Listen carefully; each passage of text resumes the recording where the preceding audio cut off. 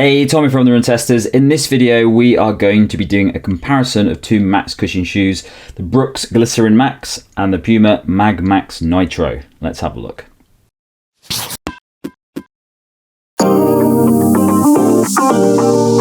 The Puma MagMax Nitro costs £170 or $180. It weighs 298 grams or 10.2 ounces for men in a size 8, and the drop is 8mm. The Brooks Glycerin Max costs £180 or $200. It weighs 313 grams or 11 ounces for men in a size 8, and the drop is 6mm. The MagMax Nitro is a big stack cushion shoe designed for comfort over easy miles and longer sessions. The thick midsole is made from the brand's nitrogen-injected Nitrofoam, a balanced foam that's designed to provide propulsiveness and cushioning. The upper is made from a soft mesh designed to be comfortable and breathable, along with a deluxe knitted tongue and a cushioned heel. On the outsole is a healthy layer of the brand's excellent Puma grip rubber to ensure a high level of traction, as well as protect the beefy midsole layer. The Brooks Glycerin Max takes the fundamentals of the popular glycerin line and beefs up the midsole with the brand's newest foam, DNA Tuned.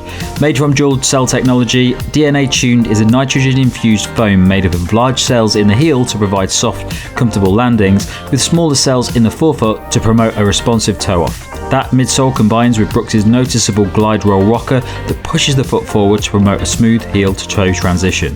There's also a thick rubber outsole to both protect the midsole foam and deliver a high level of grip, as well as a plush engineered mesh upper to ensure plenty of comfort for a variety of runs. Comes to the fit of the two shoes, we've got a UK 9 in both of these shoes, which is a US 10. That's the size I normally use with both Brooks and Puma, and both shoes fit me very well in terms of length. I've got enough room in the toe box, but it's not too spacious at all, and I've got a good hold around the midfoot. Even with quite a narrow foot, I was able to get good lockdown with both of these shoes. No concerns really at all with the Brooks all round. The fit's been fine for me. The Puma has rubbed my Achilles in an uncomfortable way. I found this is one of the shoes that flares up my little Achilles tendonitis issue I have, which is basically mostly related to the heel designs on shoes. I think there's a little bit of cushioning kind of on the side at the back that just seems to rub my Achilles the wrong way. So that's been a problem for me with the Puma, but don't think it's one that's going to be a really widespread problem. I think it probably is quite particular to the issue I have at the moment. But in terms of actual length and sizing, I would stick to your normal size. They fit me very well in my normal size for both these brands. So in terms of fit these two shoes, I've had a very good experience overall on both. I've got them both in a UK size 8. That is my typical running shoe size. And I would say for most people, I think that's going to be absolutely fine going true to size. They're relatively broad, accommodating shoes. I would say possibly the Puma is slightly more narrow in the forefoot, but it's still on both fronts, very roomy, kind of in that kind of toe box, giving you kind of ample amount of space there. I think the midfoot hold is very similar as well too. Level of padding in the heel collar is very similar. There is a slight difference in terms of the heel counters. You're getting a kind of flatter one on the Puma MagMax Nitro and a more kind of focused one, or kind of narrow one on the Glycerin Max. If you're the kind of person that maybe prefers something that is a little bit more accommodating or a little bit wider, then the Puma shoe will give you that. I think the Puma shoe in general does play around with that upper a little bit more. You've got that kind of stretchy tongue as opposed to the kind of more traditional padded one on the Glycerin Max. The Glycerin Max has kind of these spongy laces, and it's all really a bit about kind of padding and comfort and give you that snugness, where I think, with the Puma shoe, it's about the lacing and tongue giving you that kind of really good lockdown ultimately as well. But I think for me, as I said, going true to size has been absolutely fine. I do think for most people, given the kind of generally broad fit of these shoes, should be absolutely fine going true to size. So I would say the fit for me in both of these shoes is pretty similar. I found them to be quite roomy in the forefoot. There's plenty of space before the toe for me in both of these shoes. There's a very similar level of padding in both of these shoes. The only difference for me really is probably a slight narrowness towards the end of the Puma shoe, but it didn't affect me. I've got fairly average width feet. But overall, I would say that both of these shoes are very accessible, very comfortable, and there's plenty of space in both of them. So I would stay to my UK size 8 in both of these shoes. So in terms of my running experience in these two shoes, I'll say first and foremost, these are two shoes I've enjoyed running in. I think they are very good max cushion shoes. I think they do that primary job at giving that comfort, protection, particularly for those longer runs. But ultimately, I do think there's also a bit of enjoyment, a bit of fun in those kind of rides and the overall experience of running it in these shoes. And I think, for me, I've enjoyed them in, for very different reasons. I think ultimately, you look at the profile of these shoes, they're not, they're max cushion shoes, they're not going to be super light. The Glycerin Max is the heavier of the two shoes. The kind of drops are slightly different, but the stack heights, the amount of foam sitting between you and the ground are slightly similar here. And then you've got outsoles here which offer a good level of rubber, tell you these are going to be durable shoes that can handle a lot of mileage, but ultimately also contribute to the kind of more controlled, stable feel that you get running in these shoes, and ensuring they're not too overly wild. Now, on that wild front, I would say, having spent more time in the Puma MagMax Nitro and having had this shoe on my feet before the Glycerin Max, this definitely has a bit more of a wild factor to it. This feels more Super Blast and Max Cushion kind of shoe for me than the Glycerin Max. What I put that down to is I think, what you're getting in that midsole, that experience overall. I do think there's a bit more of a more rockered ride in the Puma MagMax Nitro compared to the Glycerin Max. You're getting that kind of bouncy, lively feel in that midsole from the Nitrofoam. But there's a bit more of a responsive edge to it. And I do think there is an effort here and an emphasis to kind of get you rolling through a bit quicker from heel to toe in the MagMax Nitro compared to the Glycerin Max, which is a bouncy kind of lively shoe as well too. Again, spread across a pretty broad platform, has a kind of nice rocker ride in there as well too, but I don't think it is as noticeable, as aggressive as the as it is in the Puma MagMax Nitro. And I think with that, gently kind of nudging you and want you to run a little bit more I think at more moderate paces in the Glycerin Max. I think ultimately the weight counts against it a little bit more for running a little bit quicker, whereas I think that you can do that more in the MagMax Nitro. That's kind of been my experience. I've been able to run easy in this shoe, but run a little bit quicker as well. I wouldn't say all out speed, but I think definitely more up tempo running. It's been absolutely fine for me. So when I've tried to do that in the Glycerin Max, it's been a bit more of a challenge to do that.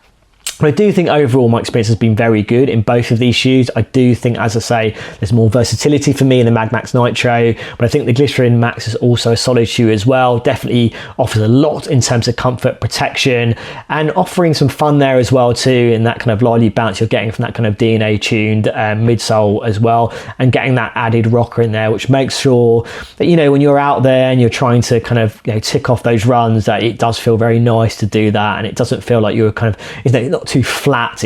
You're not laboring during that run as well. So yeah, two very good Max Cushion shoes, but I do think there are some clear differences in terms of my experience of them. Okay, so two Max Cushion shoes that on paper, and when you look at them, they do look pretty similar. There's a lot of Max Cushion shoes coming out now, and it's getting really tricky to decide which ones to get, and if you do actually need a Max Cushion shoe. These are both two Max Cushion shoes that are firmly sit in that world of daily sessions, easy sessions, comfortable sessions, where you want a big stack of foam to really minimize that impact, and you want a lovely smooth cushioned ride, and your focus is comfort really.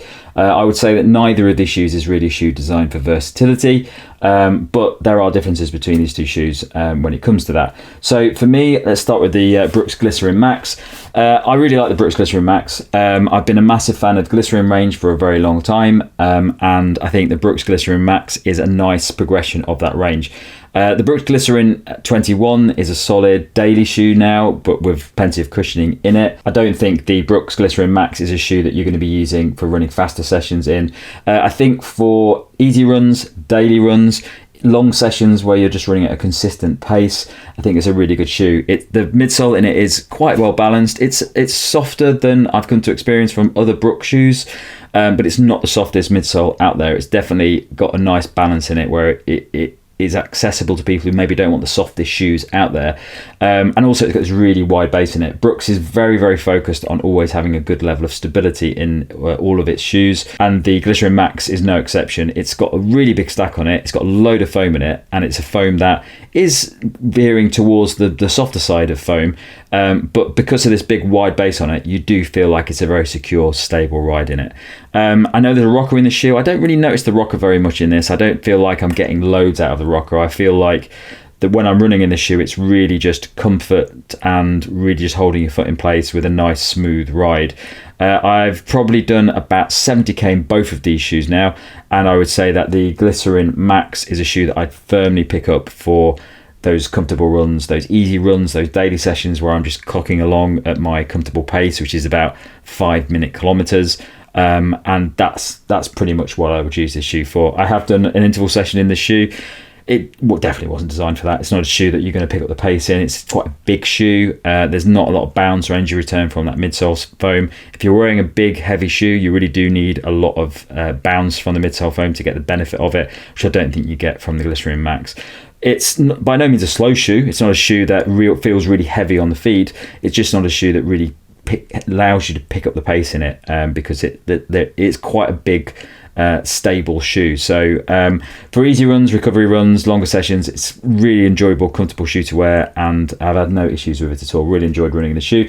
The Puma MagMax Nitro. Now, when I first started wearing this, I wasn't quite sure what this shoe was designed for. It's a tricky one when you're looking at the Max shoe world, because sometimes the shoes are designed purely for easy days and comfort. Sometimes they're designed for bounce and picking up the pace over longer sessions, like the Super Blast 2.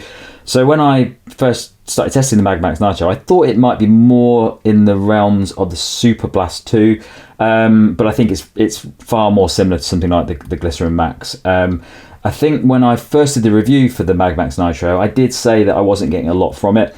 After doing a lot more kilometers in this shoe, I think it's actually I've become more.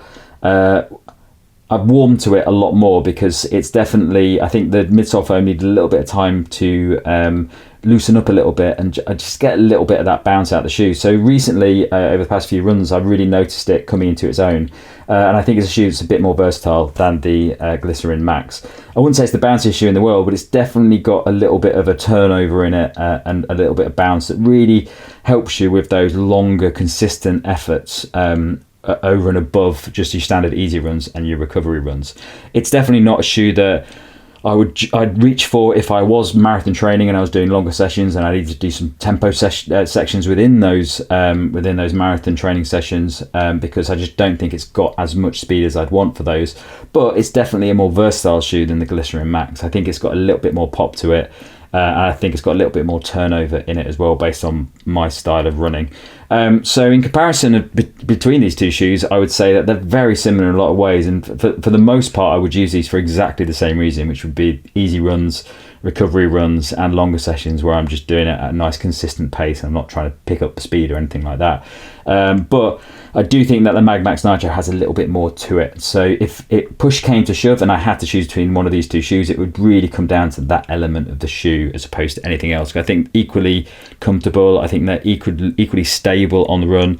And I think they're very similar in the ride over most runs. The outsole on the shoe, I think it's fantastic on both of these shoes. The Glycerin Max, really solid layer of outsole rubber on here. I had no issues at all running out on the wet and on bridleways and things like that in this shoe. It's a really good layer of rubber on the shoe. Very impressive.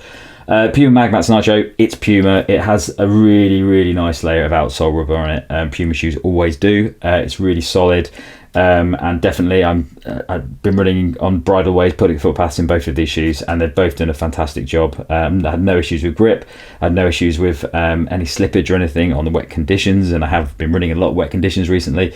So yeah, both of them really, really solid outsoles. On to the run test. I've done a little bit of a mix of runs in both of these shoes, and I would say both of them have definitely felt best for easy stuff for me. Like, they are very high priced shoes with, lots of talk about the great foams in the midsole and all that, but I do think they're not the most versatile shoes. I think if you're looking in this kind of very high stack super trainer category that have special foams in, I think the Asics Super Blast 2 is certainly a much more versatile shoe than both of these, but they are shoes that you can use for lots of mileage. They're good easy run shoes, and they've got quite different rides, I would say, though. So the Puma, I didn't really click with very much at all. Like, I think it is quite a bouncy shoe. I can feel a bit of bounce when I'm running in it, but I don't get that much bounce from it, and it probably, that I think, is down to my gait pattern and the fact I'm quite a shuffly runner, very high cadence, don't necessarily put loads of force into the shoe.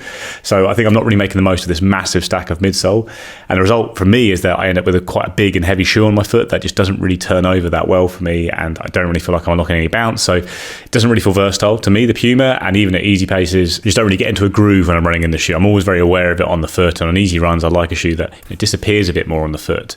Of these two, the Brooks does do that, I would say. Like it's still a very big shoe and it's exactly the same weight as the Puma, but it does feel lighter to me on the foot. And I think the rocker works with my gait a little bit more. It's still quite a strange rocker, I find, and it feels it on the run. Like it's not got a very long tapered rocker at the front there. It's all condensed right into the front of the forefoot there. So it can feel a little bit blocky on the run, I would say. But I do feel like the Brooks is an easier shoe to run easy in. And I think it's also one that I'm happier to pick up the pace in than the Puma. Like I did do quite a long, easier, steady run in the Brooks, doing the last 10K at a reasonable pace, and could do that in the shoe. It wasn't the kind of shoe I'd prefer to do it in. Like I say, I don't think it's that versatile, but I'd prefer doing it in the Brooks than the Puma. So I think it's got a slightly firmer feeling underfoot. You get pushed onto that forefoot, you get a little bit more response there, whereas you might get that if you are feeling it as a really bouncy shoe, maybe if you're sinking in a bit more and getting more response, but I didn't really get that from the shoe when I was running in it. And those differences were kind of borne out when I ran in both shoes at the same time. Brooks felt lighter on the foot, even though, like I say, they're pretty much equal in weight. The Puma might even be very slightly lighter, turned over a bit better. It's a shoe that I could just get on with a bit more at any kind of pace.